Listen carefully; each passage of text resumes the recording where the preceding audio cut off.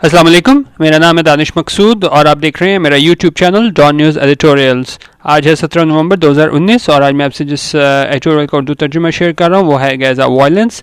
और इसमें ये बताया हुआ है ख़ासतौर पे इसराइल की जानिब से जो गाज़ा में जुल्म सितम किया जा रहा है मुसलमानों पे और आलमी बरादरी जो खामोश है बिल्कुल इस जुल्म पे, तो उस हवाले से उन्होंने बताया हुआ है। तो ये स्टार्ट करते हैं।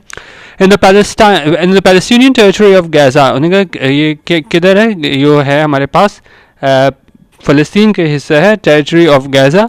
वहाँ पे क्या हो रहा है, as indeed in other parts of the occupied Arab, उन्होंने कहा as indeed in other parts of the occupied Arab land, उन्होंने कहा गाज़ा में भी और दूसरे भी हमारे अदर पार्ट्स हैं, दूसरे हिस्से हैं जहाँ पे क्या है वो ऑक्यूपाइड अरब लैंड जो कि जिस पे कब्ज़ा किया गया हुआ है। Israel is free to shed innocent blood at will, और इसराइल को मतलब आज़ादी हासिल है कि जहाँ दिल चाहे खून जो है वो बहा दे एट विल, अपनी मर्ज़ी के अपनी इमा पे, और कोई इसे रोकने वाला नहीं है। With the world doing little other than expressing concern, और जबकि इसराइल जो मर्ज़ी करता रहे मुसलमानों के साथ, और दुनिया क्या कर रही है, with the world doing little, कि वो कुछ नहीं कर रही मतलब, और अदर दैन एक्सप्रेसिंग किसके अलावा कुछ नहीं कर रही, अदर दैन एक्सप्रेसिंग कंसर्न, कि बस सिर्फ आप एक कंसर्न शो कर दो, एक आप जिस तरह हमारे पास आता है कि बस एक ज़बानी आप एक वो कंसर्न शो कर दो लेकिन अमली तौर पे कुछ ना करो। And often looking at the other way, looking the other way मतलब कि बिल्कुल अपनी निगाहें हटा लेते हैं जो भी जुल्म वहाँ पे हो रहा है, दूसरी तरफ देखना मतलब कि कुछ भी अमली तौर पे नहीं करते कि इसको मसले को हल किया जाए। In the latest outbreak of violence, उन्होंने कहा आउटब्रेक हुई है मतलब कि वायलेंस हुई है कहाँ पे, लेटेस्ट आउटब्रेक ऑफ वायलेंस वहाँ पे क्या हुआ है, over 30 people were reported dead in Gaza, और उसमें 30 लोग जो हैं वो शहीद हुए हैं गाज़ा में, nearly half of them civilians, और उसमें 30 में से आधे ज़्यादा क्या थे, वो सिविलियन थे, आम शहरी थे। Before a fragile truce took hold, truce हमारे पास क्या होता है, एन एग्रीमेंट बिटवीन एनिमीज और ओपोनेंट्स टू स्टॉप फाइटिंग और arguing for a certain time. उन्हें कहा कि 30 से ज़्यादा लोग जो शहीद हुए जिसमें आधे ज़्यादा जो है वो आम शहरी थे, और उसके बाद क्या हुआ है, फ्रेजाइल ट्रूस टुक प्लेस के एग्रीमेंट हुआ जिसकी बुनियाद पे ये मसला ये रोका गया, जो भी हमारे पास वो स्टार्ट हो गई थी इनकी वायलेंस वगैरह। लेकिन ये क्या फ्रेजाइल ट्रूस था, यानी ये किसी टाइम भी ये इस पे इसकी वो करके खिलाफ वर्जी करके दोबारा जुल्म किया जा सकता है इनके ऊपर। The violence was sparked after, और ये वायलेंस क्यों शुरू हुई थी, वो sparked after Tel Aviv killed an alleged Islamic jihad fighter. उसमें उन्होंने इस तरह कह रहे हैं कि टेल अवीव वालों ने वहाँ पे एक मारा था किसे, इस्लामिक जिहाद फाइटर को, एंड हिज वाइफ, उसको और उसकी बीवी को कत्ल किया था। The armed resistance group responded, और ये कौन है और इसके बारे में बता रहे हैं कि ये ग्रुप है ये है वो किससे बिलोंग करता है। उन्होंने कहा armed resistance group responded with rocket fire, और उसके बाद उन्होंने कहा यो रेजिस्टेंस जो कर रहे थे जब इन पे हमला किया गया फाइटर पे और इसकी वाइफ पे, तो फिर आर्म रेजिस्टेंस ग्रुप जो था वो रिस्पॉन्डेड, उन्होंने उसका जवाब दिया with rocket fire targeting Israel. और उन्होंने उसका जवाब कैसे दिया, एक रॉकेट फायर किया गया जिसमें इसराइल को निशाना बनाया गया, विच ट्रिगर्ड ये होता है कि कोई आप भी वो वाक़या हो ना, वो ये ट्रिगर उसको चला रहे, जिस तरह हम कहते हैं कि जी ये पिस्टल को आप ये ट्रिगर दबाओ तो इस तरह गोलियाँ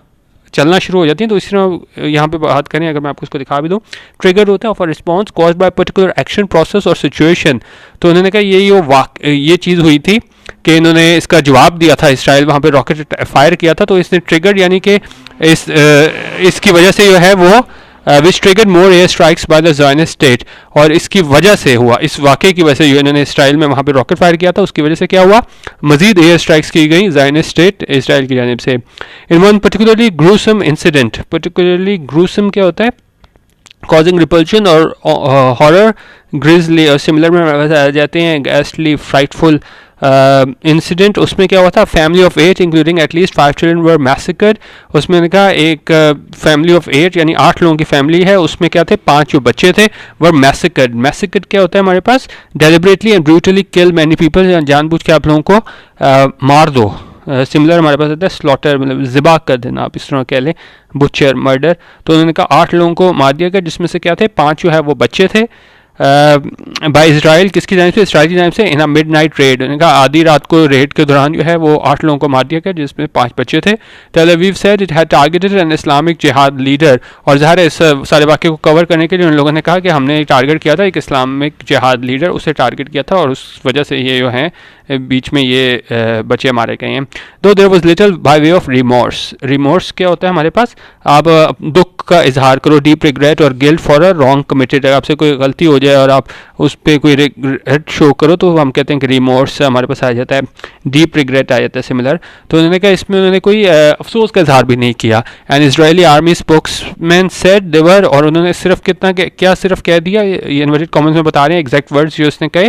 उसने कहा investigating the harm caused to civilians. उन्होंने कहा एक तरफ आपने जहाँ 8 लोगों की फैमिली को मार दिया, इसमें 5 बचे थे, और आपने सिर्फ क्या एक जुमला बोल दिया कि भाई हम इन्वेस्टिगेट कर रहे हैं, हम तहकीक कर रहे हैं the harm caused to civilians, ये कि नुकसान हुआ है आम शहरियों का। तो सिर्फ एक जुमला बोलकर उन्होंने अपनी जिम्मेदारी से परे हो गए, क्योंकि क्या है इनको अमेरिका की बैकिंग हासिल है, तो जो इनका दिल करता है वो करते हैं, और पूरी दुनिया भी है वो बस सिर्फ खामोशी से देख रही है, कोई इनका पुरसान हाल नहीं है। ये मजलूम लोग हैं गाजा में, वहाँ वो बात कर रहे हैं।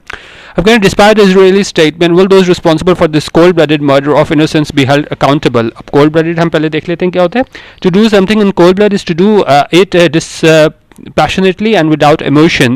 It implies more than just premeditation but also planning, careful preparation and a lack of remorse. अब देखें इसमें कोल्ड ब्लडेड मर्डर ये होता है, एक तो ये होता है कि आप कोई गुस्सा चढ़ जाए, हीट ऑफ द मोमेंट में आप किसी को मार दो, और एक चीज़ ये होती है कोल्ड ब्लडेड मर्डर कि आपके पास सारा वो हो, आपने पहले से मंसूबा बनाया हो, वो किया हो, ये हीट ऑफ द मोमेंट में नहीं मारा, यानी आपका मकसद ये हो कि ये नस्ल कुशी करना, वो और आप जिस मकसद के लिए गए वो ही आपने किए। तो ये कह रहे हैं कि डिस्पाइट के इससे कतई नज़र कि ये इसराइल की स्टेटमेंट है कि हम वो देखेंगे, तहकीक करेंगे जो नुकसान हुआ है सिविलियंस का।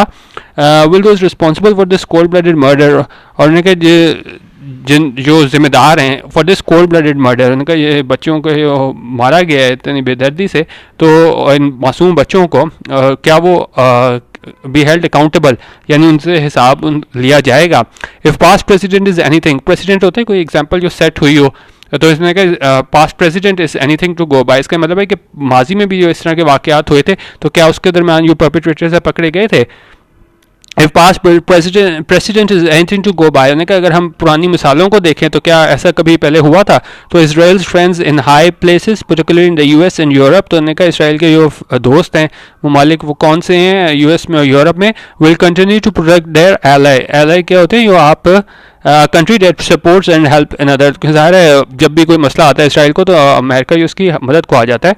तो उन्होंने क्या किया है, अगर हम प्रेसिडेंट देखें कि पहले क्या होता रहा है तो वहाँ पे ही होता रहा है एंड डिफेंडेड्स बारबेरिक बिहेवियर, कि अमेरिका जो है वो इसराइल की मदद को आ जाता है और वो डिफेंड करता है, इसकी दिफा करता है क्या, इस बारबेरिक बिहेवियर जो भी ये जालमाना वहशियाना जो तशद्दुद और ये मर्डर वगैरह करते हैं, कोल्ड ब्लडेड मर्डर इसमें मुसलमानों के, तो उसकी सपोर्ट करने के लिए अमेरिका आ जाता है इसराइल की। It is argued that Israel has the right to defend itself from Palestinian rockets, और ये कहा जाता है कि भाई इसराइल को यह हक हासिल है कि वो जब भी रॉकेट फायर किए जाएं पैलेस्टीनियन वहाँ से इलाके से, गाजा के इलाके से, तो उनको क्या सेल्फ डिफेंस का हक हासिल है। While civilians should not be deliberately targeted anywhere, उन्होंने कहा सिविलियंस आम शहरियों को निशाना नहीं बनाया जाना चाहिए। Palestinian rocket fire is a sign of frustration of the 6 million people living in Gaza। उन्होंने कहा ये पैलेस्टीनियन रॉकेट फायर करते हैं वो क्या है, साइन ऑफ फ्रस्ट्रेशन है। उसकी वजह क्या है कि ये 6 मिलियन लोग रह रहे हैं गजा में जिन्हें उनको बुनियादी ज़रूरियात भी नहीं है, तो ये अपनी क्या है वो फ्रस्ट्रेशन शो करते हैं। Often refer to as world's largest open air prison, और इतना वहाँ पे कशीदा लाते हैं कि इसको क्या कहा जाता है, world's largest open air prison के जितने ज़्यादा लोग हैं कि कहने को आज़ाद हैं, लेकिन वो बिल्कुल ही कह रहे हैं इसराइल क्या है, आप उसमें कह लें कि इसराइल की कैद में है, तो इसको क्या कहा जाता है, लार्जेस्ट ओपन एयर प्रिजन, यानी कि वो हैं भी नहीं सलाखें वगैरह, लेकिन इस तरह है कि जैसे वो आज़ाद होते हुए भी बिल्कुल उनकी कैद में हैं। As the UN has described it, the Israeli blockade of Gaza as a denial of basic human rights and contravention of international law and amounts to collective punishment.